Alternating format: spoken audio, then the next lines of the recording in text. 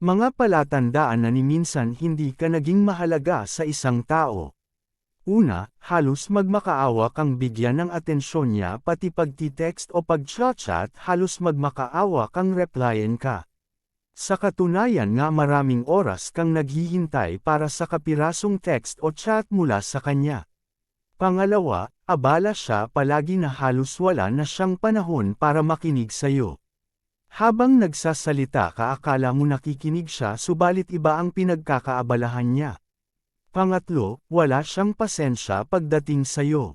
Kapag nakakagawa ka ng mali o kapag hindi niya nagustuhan ang ginawa mo agad siyang nagagalit. Pang-apat, hinahayaan ka lang niyang mag-isa palagi. Ni hindi nga kayo nakikitang magkasama dahil sinasadya niya talagang ayaw sumama sa'yo. Panglima, komportable siyang huwag tuparin ang anumang ipinangako niya sa'yo. Alam niya kasi na kaya mong magpasensya sa mga iniaasal niya kaya kampante siyang gawin yun sa'yo. Pang-anim, hindi maganda ang ginagawa niyang pagtrato sa'yo. At kung pahiyain ka niya tagos hanggang buto at lahat na yata isinisisi niya sa iyo. Pang-pito, wala siyang ginagawa upang mas lalo mo pa siyang hangaan. Ni hindi ka nga niya magawang pakitunguhan ng maganda para lang ma-impress ka.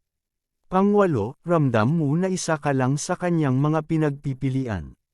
Hanggat may pagpipilian siyang iba hindi ka niya maaalala. At kapag wala na siyang ibang maisip na makakasama ikaw ang tatawagan niya.